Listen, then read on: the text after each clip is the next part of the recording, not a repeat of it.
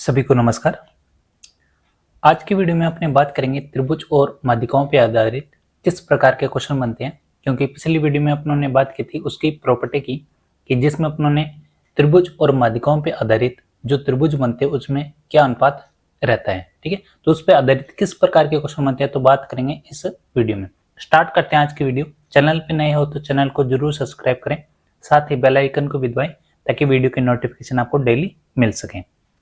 पहला क्वेश्चन दिया हुआ आपको कि एक त्रिभुज की भुजाएं हैं 7 सेंटीमीटर, 24 सेंटीमीटर, 25 सेंटीमीटर है, तो बताओ इसकी माध्यिकाओं से निर्मित जो त्रिभुज का क्षेत्रफल है वो क्या होगा। ठीक है, तो अपने को पहले तो पता होना चाहिए कि त्रिभुज और माध्यिकाओं से निर्मित त्रिभुज का अनुपात क्या होता है। तो अपनों ने बात की थी कि एक तो मूल त्रिभुज है और एक है आपके पास माध्यिकाओं से निर्मित त्रिभुज।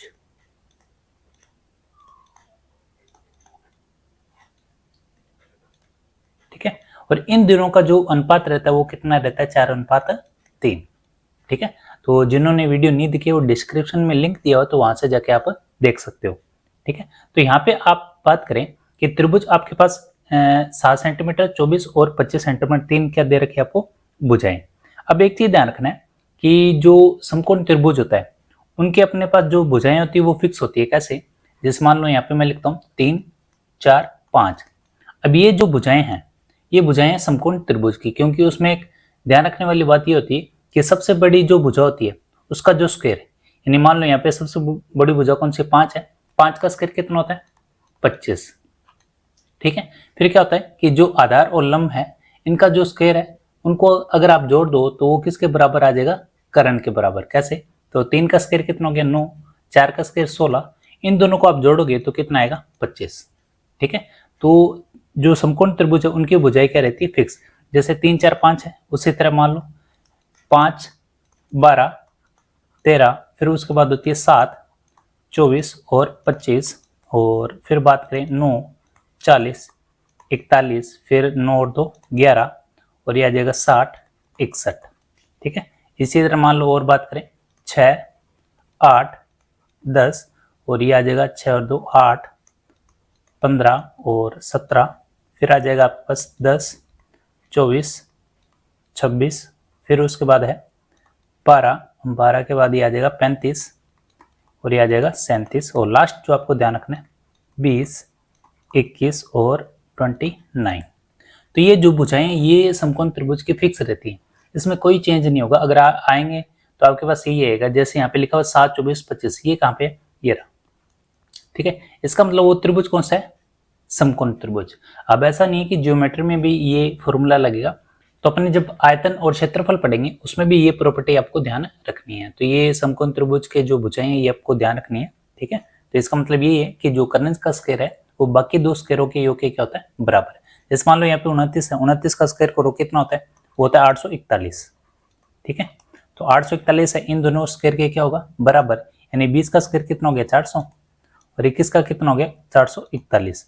इन दोनों को आप जोड़ोगे तो कितना आएगा 841। बस यही इसमें ध्यान रखना है। अब बात करते हैं अपने क्वेश्चन की। एक तो हम मूल त्रिभुज और माध्यिकाओं से निर्मित जो त्रिभुज है इनका जो अनुपात है वो कितना होता है, 4:3।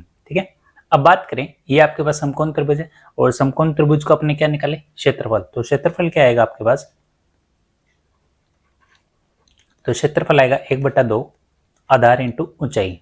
अब देखो इसमें क्या करना है, जो सबसे बड़ी भुजा है वो तो कर्ण, क्या है, कर्ण। तो आधार आप कुछ भी मान लो, 7 मान लो या 24 मान लो, तो यहाँ पे आपको बाकी दो भुजाएं लिखनी है 7 और 24, आधार इंटू ऊंचाई, क्योंकि ये तो क्या हो जाएगी कर्ण। उसके बाद यहाँ से कैंसिल करें तो ये आ जाएगा आपके पास 12, और 12 साथ कितना होता है 84। ठीक है, अब ये जो 84 किसका क्षेत्रफल आया, तो देखो ये दिया हुआ है त्रिभुज की भुजाओं का, और अपने को निकालना माध्यिकाओं से निर्मित त्रिभुज का क्षेत्रफल। इसका मतलब जो आपके पास मूल जो आपके पास लिखा हुआ है अनुपात 4, वो किसका होगा, 84 का। ठीक है, तो आपके पास ध्यान रखना है कि त्रिभुज का क्षेत्रफल 84 है और ये वैल्यू किसकी है, 4 की। अपने को निकालना है माध्यिकाओं से निर्मित त्रिभुज की। तो बात करें कि जो 84 है वो वैल्यू है किसकी, 4 की, और अपने को निकालना है माध्यिकाओं से निर्मित त्रिभुज का क्षेत्रफल। तो गुना किससे करोगे, 3 से, तो यहाँ से कैंसिल करो कितना आएगा 2, और ये आ जाएगा 1, 21 दिए कितना होगा 63। ठीक है, तो यही अपने को निकालना था, तो कितना आएगा 63। ठीक है, उसके बाद बात करें अगले क्वेश्चन की। अगला क्वेश्चन लिखा हुआ है कि त्रिभुज का क्षेत्रफल क्या होगा जिसकी माध्यिकाओं की लंबाई 5 सेंटीमीटर, 5 सेंटीमीटर और 6 सेंटीमीटर। ठीक है, अब यहाँ पे आपके पास वही तरीका, पहले अब तो अपनों को पता होना चाहिए कि त्रिभुज का और माध्यिकाओं से निर्मित जो त्रिभुज है उन दोनों का अनुपात क्या रहता है। तो अपनों ने अभी बात किया क्या होता है 4:3। ठीक है, अब बात करें यहाँ पे आपको दिया हुआ माध्यिकाओं की लंबाई और पीछे वाले क्वेश्चन में दिया था आपको त्रिभुज की भुजाएं। ठीक है, तो यहाँ पे माध्यिकाओं की बात करें तो आपके पास कौन कौन से, एक तो 5 सेंटीमीटर देखा है और एक 5 सेंटीमीटर और एक दे रखा है 6 सेंटीमीटर। ठीक है, अब देखो ये आपके पास फॉर्मूला वो नहीं लगेगा जो अपनों ने पहले किया था, क्योंकि ये तो अपनों को पता था कि ये क्या है, समकोण त्रिभुज की भुजाएं हैं। लेकिन ये जो भुजाएं हैं ये अलग अलग है, 5 और 5 6। कभी भी अगर आपके पास अलग अलग भुजाओं के मान दे दिए जाए जिसमें आप पता करो कि ये समकोण त्रिभुज नहीं है, ठीक है, तो उसके लिए अपने एक फॉर्मूला लगाते थे, हीरो का सूत्र। ठीक है, तो हीरो का सूत्र क्या होता था,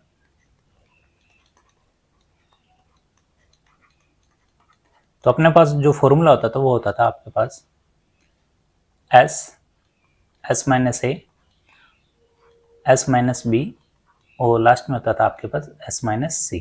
ठीक है, तो ये सारा वर्गमूल में ही आएगा आपके पास। तो यहाँ पे एस का मतलब क्या है, एस का मतलब है सेमी पैरामीटर यानी अर्ध परिमाप। तो इसका जो फॉर्मूला था वो था ए प्लस बी प्लस सी बटा 2। अब यहाँ पे ए बी सी क्या है, ये भुजाओं के मान है जो आपके पास माध्यिकाओं की लंबाई दे रखी है, यानी ये ए है, ये बी है और ये क्या है सी। ठीक है, तो यहाँ से अपने निकाल सकते हैं।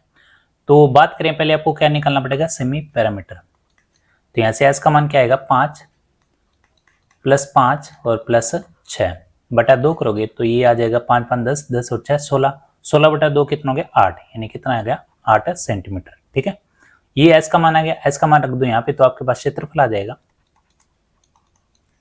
तो यहाँ पे एस का मान 8 है। ठीक है, फिर यहाँ पे 8 है, 8 माइनस ए यानी 5, तो 8 में से 5 घटाओ कितना रह गया आपके पास 3।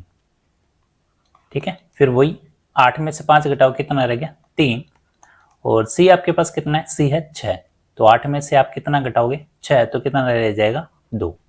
ठीक है, तो उसके बाद देखो यहाँ से अपने कैलकुलेट कर लेते हैं, 2 3 आ रहा है, वर्गमूल में क्या होता है 2 का पेयर होता है तो एक 3 बार निकाल लो आप, और 8 दूनी 16, और 16 किसका वर्गमूल होता है 4 का, तो बार कितना आ गया 4। तो आपके पास लास्ट में जो क्षेत्रफल आएगा वो कितना आएगा 12 सेंटीमीटर स्क्वायर। ठीक है, तो यही अपने को ध्यान रखना था। अब ये जो आपके पास क्षेत्रफल आया ये किसका है, क्योंकि माध्यिकाओं की भुजा दे रखी थी तो ये क्षेत्रफल भी किसका आएगा, माध्यिकाओं से निर्मित त्रिभुज का क्षेत्रफल। ठीक है, माध्यिकाओं से निर्मित त्रिभुज का क्षेत्रफल। ठीक है, तो ये आपको ध्यान रखना है, यहाँ पे त्रिभुज का जो क्षेत्रफल है वो कितना है 12, लेकिन अनुपात में कितना दे रखा है 3, यानी ये जो वैल्यू है आपके पास 12 वो किसकी है 3 की, किसकी है 3 की। ठीक है, तो अपने को निकालना है 4 का मान, तो अपने क्या करेंगे 12 बटा 3, 12 वैल्यू किसकी है 3 की, और अपने को निकालना मूल त्रिभुज का क्षेत्रफल, और ये कितना दिया 4, तो 4 से यहाँ पे गुना करें तो यह आ जाएगा 3 चौके 12 और 4 चौके कितना हो जाएगा 16, तो कितना आ जाएगा आपके पास 16 सेंटीमीटर स्क्वायर। ठीक है, तो ये अपने को ध्यान रखना था। तो जो आपके पास लंबाई दी है तो उसका ही क्षेत्रफल आएगा। तो यहाँ पे माध्यिकाओं की लंबाई दे रखी थी तो माध्यिकाओं से निर्मित जो क्षेत्रफल है त्रिभुज का वो कितना आएगा 12 सेंटीमीटर स्क्वायर। उसके बाद अपने पास दिया हुआ है लंब केंद्र और शीर्ष लंब। ठीक है, जिसको बोलते हैं ऑर्थो सेंटर और एल्टीट्यूड। अब अपने बात करें कि ये दोनों क्या होते हैं लंब केंद्र और शीर्ष लंब, तो अपने मान लेते हैं ये आपके पास त्रिभुज है ए बी और सी। ठीक है, अब यहाँ से एक लंब आप डालोगे BC पर, तो इसमें क्या होता है कि जो आपके पास शीर्ष दिया हुआ है जिसको बोलते हैं वर्टेक्स, इसके सामने वाली भुजा पर जो लंब डाला जाता है उसको बोलते हैं शीर्ष लंब। तो यहाँ पे अपने बात करें तो ये आपके पास शीर्ष है, और यहाँ से आप सामने वाली भुजा पर लंब डालोगे तो ये आ जाएगा आपके पास, ये ए है और ये क्या है आपके पास डी। ठीक है, तो ये आ जाएगा आपके पास लंब। उसी तरह बात करें अपने कि ये आपके पास शीर्ष है तो ये भी सामने वाली भुजा पर क्या हो जाएगा लंब, तो ये आ जाएगा आपके पास, ये डी है तो ये हो जाएगा ई। ठीक है, इसी तरह तो ये ई है और ये क्या हो जाएगा आपके पास एफ। ठीक है, तो ये अपने को ध्यान रखना है कि आपके पास शीर्ष लंब कौन कौन से होगी, एक तो हो गया एडी, तो अपने लिख लेते हैं यहाँ पे कि जो आपका शीर्ष लंब है एक तो एडी और एक है आपके पास बीई और एक है आपके पास सी एफ। ठीक है, और ये क्या कहलाएंगे आपके शीर्ष लंब। और शीर्ष लंब और यहाँ पे शीर्ष लंबों से मिलकर जो आपके पास बिंदु बनेगा, यानी अपने बोले शीर्ष लंबों का इंटरसेक्शन पॉइंट, वो क्या कहलाएगा आपका लंब केंद्र। तो अपने मान लेते हैं अपने लंब केंद्र है ओ, ठीक है। तो ये क्या कहलाएगा आपका लंब केंद्र।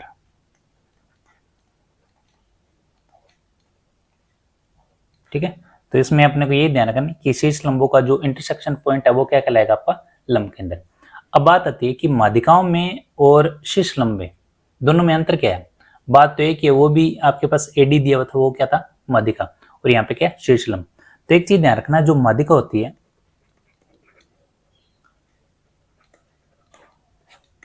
वो सामने वाली भुजा को क्या करती है, दो बराबर भागों में बांट देती है। क्या कह रहा हूं कि सामने वाली भुजा को दो बराबर भागों में बांट देती है, कौन, माध्यिका। ठीक है, लेकिन जो आपके पास शीर्ष लंब है, शीर्ष लंब क्या करता है कि सामने वाली भुजा पर ये कितने डिग्री का कोण बनाएगा, 90 का। बस यही ध्यान रखना, यानी ये कितने डिग्री का कोण बनाएगा, 90 का। बस यही आपका क्या कहलाएगा शीर्ष लंब, यानी ऐसा जो लंब है जो कितने डिग्री का कोण बनाए, 90 डिग्री का, वही क्या कहलाएगा आपका शीर्ष लंब। बस यही फर्क है माध्यिका और किसमें, शीर्ष लंब में। वो ये एंगल बनाता है और वो एंगल नहीं बनाएगा, वो क्या करेगा, सामने वाली जो भुजा है आपकी बीसी, उसको दो भागों में बांट देगा। ठीक है, उसके बाद बात करें अपने, तो यहाँ पे एक क्वेश्चन दिया हुआ है। इस क्वेश्चन से पहले अपने को एक प्रॉपर्टी पता होनी चाहिए। वो प्रॉपर्टी क्या है कि आपके पास ये त्रिभुज दिया हुआ है ABC, ठीक है, और इस ABC में O क्या है, ये यहाँ पे ध्यान रखना है। एक त्रिभुज है ABC और ABC में जो O है आपके पास क्या है, लंब केंद्र है। तो ये लिखा होगा कि आपके पास क्या है, लंब केंद्र। ठीक है, लंब केंद्र है। तो इसमें अपने को बताना है, आपके पास एक एंगल दिया हुआ है A, क्या दिया हुआ है A, और आपको बताना है कि जो एंगल है BOC, इसका मान कितना होगा। ठीक है, A का मान दिया हुआ है तो BOC का मान क्या होगा। तो यहाँ पे लिख लेते हैं कि BOC अपनी कैसे निकाल सकते हैं, BOC तो यह आ जाएगा आपके पास 180 माइनस कोण A। ठीक है, तो डायरेक्ट यहाँ से निकाल सकते हो BOC कितना आएगा, 180 माइनस कोण A। लेकिन ध्यान होना चाहिए, जो आपके पास यहाँ पे O लिखा है क्या लिखाना चाहिए, लंब केंद्र। ठीक है, उसके बाद परिकेंद्र भी आएगा तो उसके लिए कंडीशन क्या होगी, अलग होगी। अब बात करते हैं अपने क्वेश्चन की। अब एक त्रिभुज दिया हुआ है BJP, तो अपने लिख लेते हैं, ये आपके पास त्रिभुज है और यहाँ पे मान लेते हैं ये है आपके पास BJ और P। ठीक है, उसमें लिखा हुआ है जो कोण है वो कितना है, 50, यानी J दिया हुआ आपको 50 डिग्री, 50 डिग्री, तथा M क्या है, लंब केंद्र, यानी यहाँ पे आपके पास जो लंब केंद्र है उसको मान कितना है, M, और लिखा हुआ है कि BMP का मान क्या होगा, यानी BM और P, यानी इसका मान कितना होगा। ठीक है, तो आपको ये कोण निकालना है कि M का मान कितना होगा। तो वही तरीका, यहाँ पे आपके पास एक कोण दिया हुआ है सामने, क्योंकि यहाँ पे लंब केंद्र है उसके सामने कोण दिया हुआ है, तो यहाँ पे आपको क्या करना है, 50 है, तो यहाँ पे कितना मान आएगा, तो अपने निकाल सकते हैं कि जो आपके पास कोण है BMP 180, 180 में से क्या कर दो, 50 घटा दो, तो आपके पास कितना आ जाएगा, ये आ जाएगा आपके पास 130 डिग्री। ठीक है, सेम यही प्रॉपर्टी आपको ध्यान रखनी है। ये प्रॉपर्टी कब ध्यान रखना है, जब आपको क्या दिया हो, लंब केंद्र। ठीक है, तो ये तो था क्वेश्चन जो आपको ध्यान रखना है कि अपने यहाँ से बिना फॉर्मूले अगर आपको ये चीज ध्यान ना हो तो अपने निकाल सकते हैं, बिल्कुल निकाल सकते हैं। अपने को पता है कि जो लंब केंद्र है वो किससे मिलकर बना होता है, शीर्ष लंब से। तो अपने यहाँ पे बात करें तो शीर्ष लंब अगर अपने आगे खींचे और इसको भी अपने आगे खींचते हैं, और शीर्ष लंब का मतलब ये होता है कि कितने डिग्री का कोण बनेगा, 90, ये भी 90 और ये भी कितना होगा, 90। ठीक है, और सामने वाला कोण मान लो यहाँ पे 50 है तो अपने 50 मान लेते हैं, कितना है, 50। ठीक है, अब अपने पास ये कोण आ गया, ये कोण कितना है, 90, और ये कोण भी कितना है, 90। तो अपने ये कोण पता कर सकते हैं कैसे, क्योंकि चतुर्भुज बन रहा है, ये क्या बन रहा है, चतुर्भुज, और चतुर्भुज के चारों कोणों का योग कितना होता है, 360 डिग्री। ठीक है, तो ये 9 और 9 कितने होंगे, 18, 18 और 5 कितने होंगे, 23, यानी 230, यानी 230 है तो ये कितना होगा, तो इसमें से घटा देते हैं 360 में से, तो ये आ जाएगा आपके पास 7 और 6 13, यानी 130 डिग्री। ठीक है, तो ये 130 डिग्री है तो ये भी कितना होगा, 130 डिग्री। तो इसका मतलब ये किस लिए 130 डिग्री होगा, शीर्षाभिमुख, आमने सामने कौन है, इसका मतलब क्या है, शीर्षाभिमुख। तो अपने ऐसे भी निकाल सकते हैं। तो देखो ये आंसर यही आ रहा था, 130। ठीक है, तो अगर ये प्रॉपर्टी आपको नहीं भी ध्यान है तो अपने हिसाब से कॉन्सेप्ट लगा सकते हैं जो आपको दिया हुआ है, क्योंकि शीर्ष लंब कितना कोण बनाता है, 90 डिग्री का। उसके बाद बात करें अपने उसके बाद बात करें अपने अंतःकेंद्र तथा कोणों का अर्धक यानी इन सेंटर एंड एंगल बाइसेक्ट। ठीक है, तो इसमें अपने को क्या ध्यान रखना है कि आपके पास एक त्रिभुज है, ये त्रिभुज है और त्रिभुज के यहाँ पे आपके पास जो कोण है, मान लेते हैं एक ये कोण है और एक आपके पास ये कोण है और आपके पास ये कोण है, यानी इन कोणों का अर्धक, यानी इन कोणों को अगर अपने आगे करें और आगे बढ़ाएं जैसे, ठीक है, एक तो ये आगे फिर उसके बाद और ये, यानी इन कोणों का आधा करने पर आपके पास ये पॉइंट आएगा। तो इसमें अपने को ध्यान रखना है जो आपके पास ये बिंदु आएगा, यानी कोणों को अर्धक को आगे बढ़ाने पर जो आपके पास बिंदु आएगा यानी इंटरसेक्शन पॉइंट आएगा, उसको ही क्या बोलते हैं, अंतःकेंद्र। क्या बोलते हैं, अंतःकेंद्र। और एक चीज ध्यान रखनी, अंतःकेंद्र से आपके पास क्या बनेगा, एक वृत्त बनेगा। तो ये वृत्त बनेगा आपके पास बिल्कुल सेंटर में। ठीक है, तो ये है आपके पास वृत्त, किसके आधार पर, ये आपके पास जो अंतःकेंद्र है। ठीक है, और एक चीज ध्यान रखना, अंतःकेंद्र है तो आपके पास ये जो त्रिज्या आएगी ये क्या होगी, बराबर, यानी ये साइड से भी क्या होगी, ये बराबर, ये भी आर है तो ये भी त्रिज्या बराबर, और उसके बाद ये आर है तो ये भी त्रिज्या क्या होगी आपके पास बराबर। ठीक है, तो ये तो अपने को ध्यान रखना है। तो अंतःकेंद्र और कोणों का अर्धक, इसमें क्या ध्यान रखना है आपको कि त्रिभुज के कोणों का अर्धक का इंटरसेक्शन पॉइंट क्या कहलाता है, अंतःकेंद्र। क्या कहलाता है, अंतःकेंद्र। त्रिभुज के कोणों का इंटरसेक्शन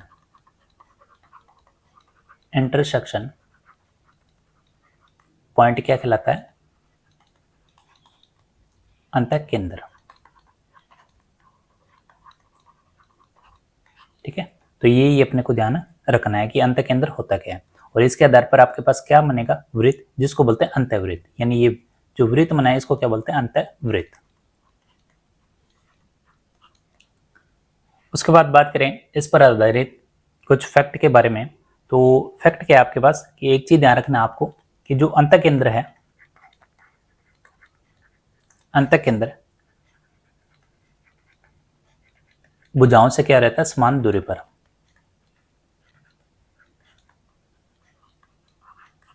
समान दूरी पर रहता है। ये अपनों ने बात की थी कि इसमें जो त्रिज्या है आपके पास क्या रहेगी, समान। तो इसमें क्या है, आर यहाँ पे भी समान है, यहाँ पे भी समान है और यहाँ पे भी, यानी ये भुजाओं से क्या रहता है, समान दूरी पर। ये जो आपके पास भुजा दे रखी है ये रहती है समान दूरी पर। उसके बाद ध्यान रखना अपने को कि जो अंतःकेंद्र है, अंतःकेंद्र से अपनों ने क्या बनाया, अंतःकेंद्र से ध्यान रखना, अंतःकेंद्र से आपके पास बनेगा अंतःवृत्त।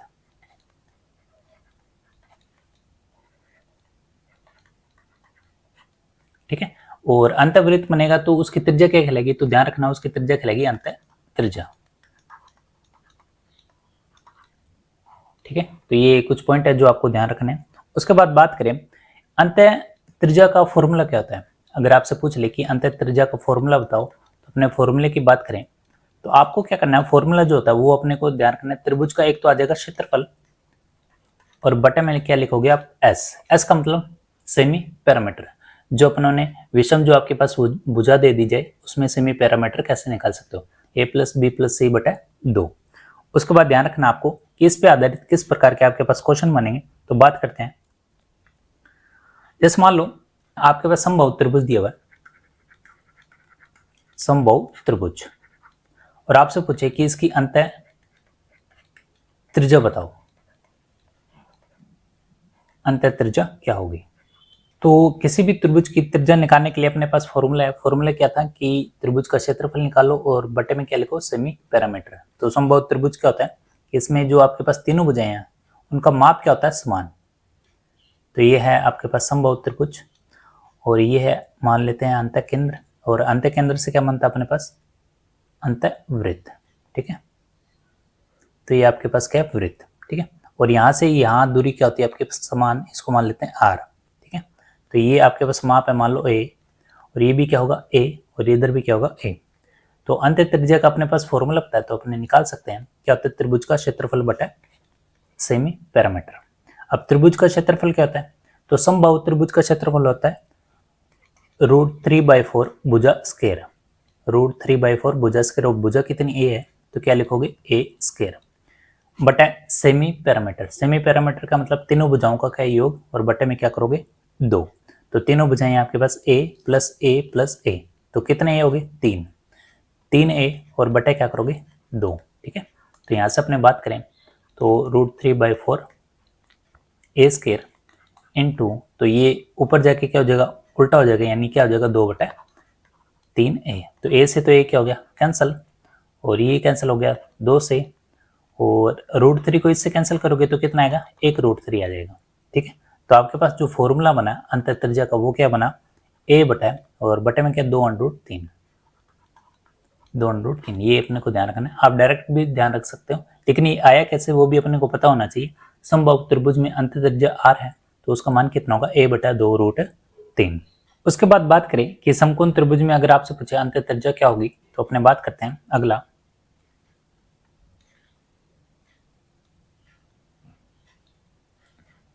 समकोण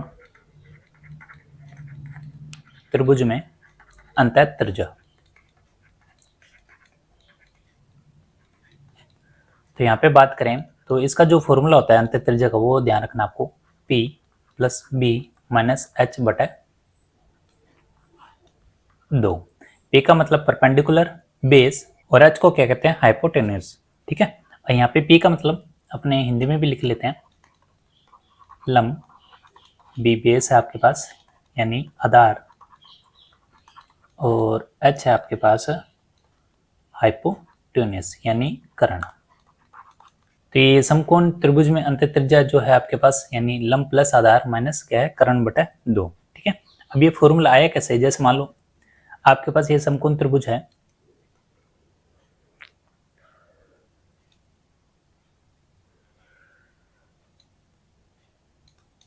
ठीक है, और इस समकोण त्रिभुज में मान लो आपके पास जो अंत केंद्र है वो है आपके पास ए, और इस अंत केंद्र से आपके पास क्या बनेगा, वो बनेगा अंतःवृत्त। ठीक है, तो ये है मान लो आपके पास अंतःवृत्त।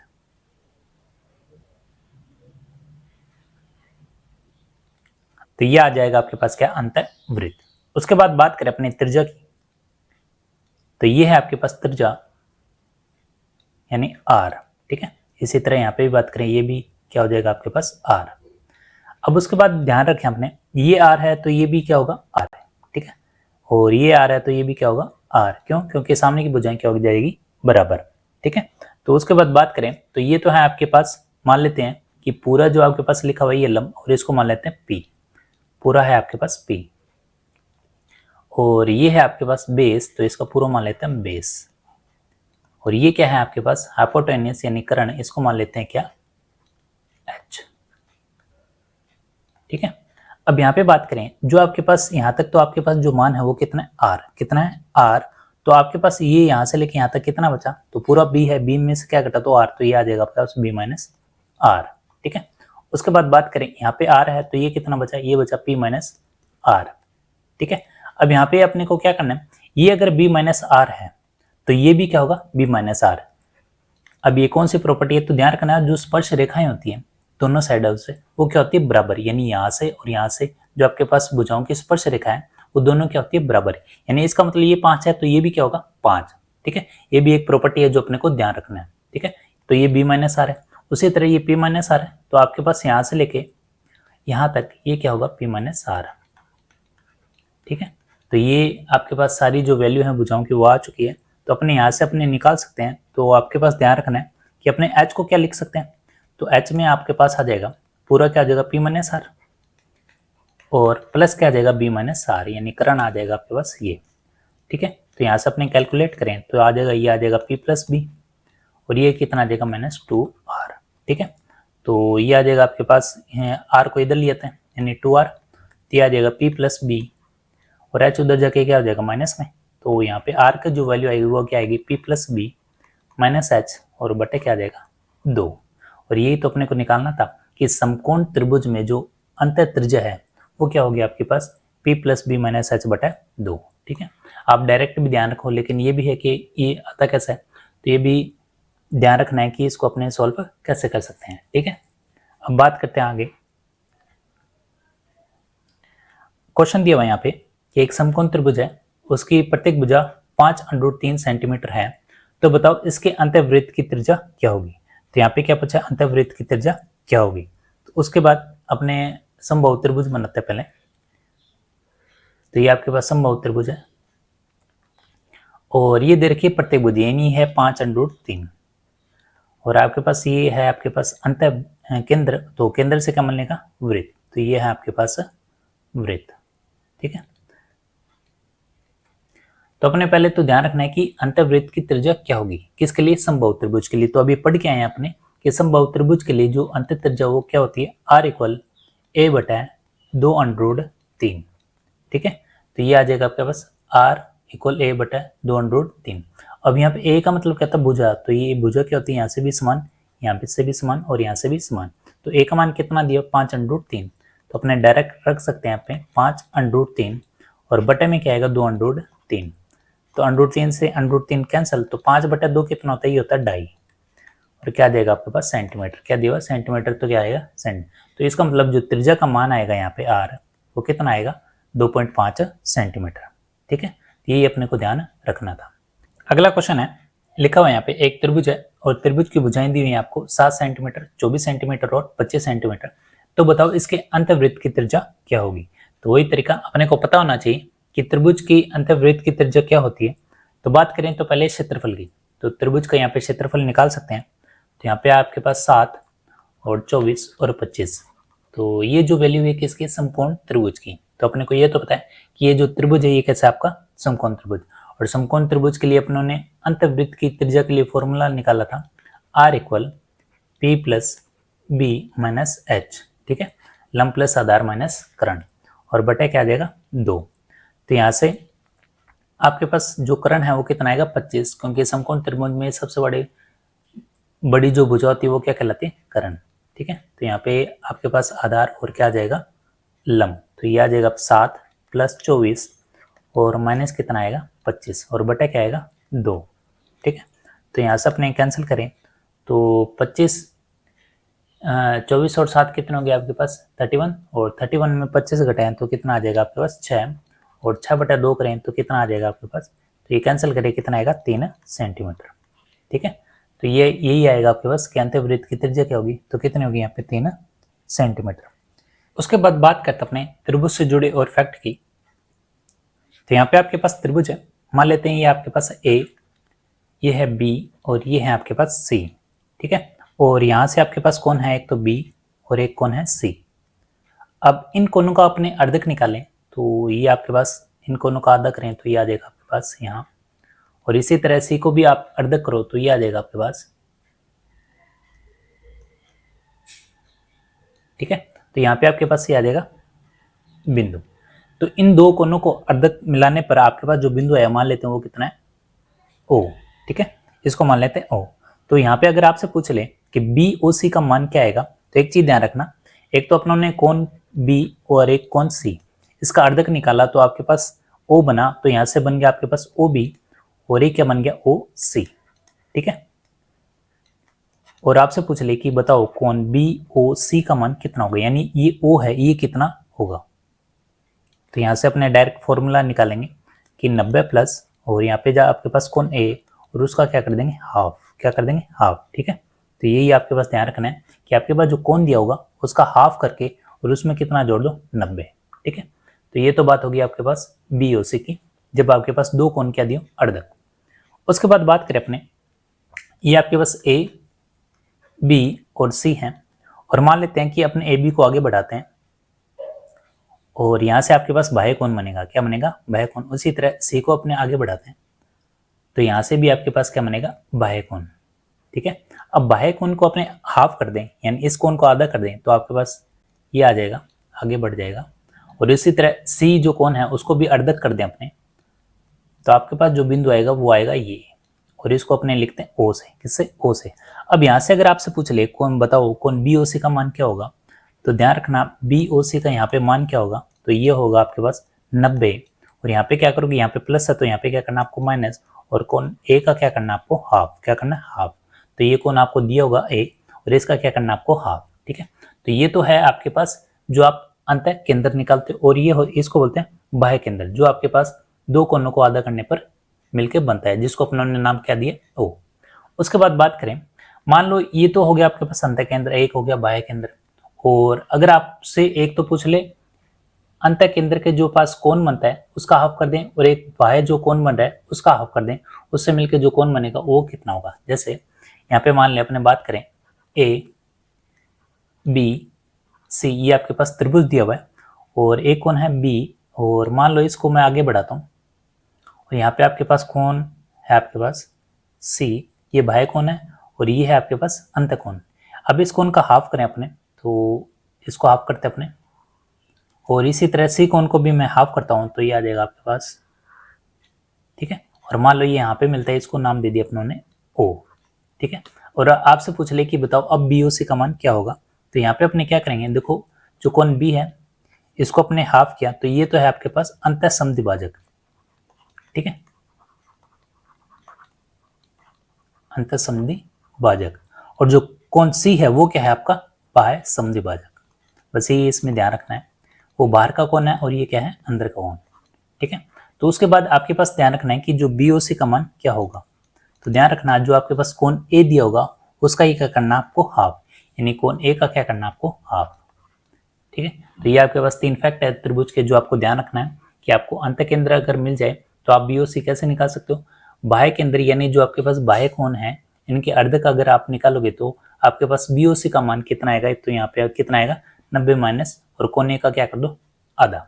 उसी तरह अगर आपके पास एक अंतःकोण है और एक बाह्य कोण है, इनका अर्ध करने पर जो आपके पास कोण बनेगा वो कितना बनेगा कि कोण ए का क्या कर दो आप हाफ, ठीक है। मान लो ये 90 है तो ये कितना हो जाएगा 45, ठीक है। तो ये तो थी बात आज कुछ क्वेश्चनों की और कुछ त्रिभुज से जुड़े फैक्ट की। तो ज्योमेट्री से जुड़े जो टॉपिक हैं वो अपने कंप्लीट करेंगे, और इसके साथ क्या है कि आप वीडियो को शेयर भी जरूर करें, हो सके तो व्हाट्सएप स्टेटस पे भी लगाएं ताकि ज़्यादा से ज़्यादा स्टूडेंट इस क्लास से जुड़ सकें।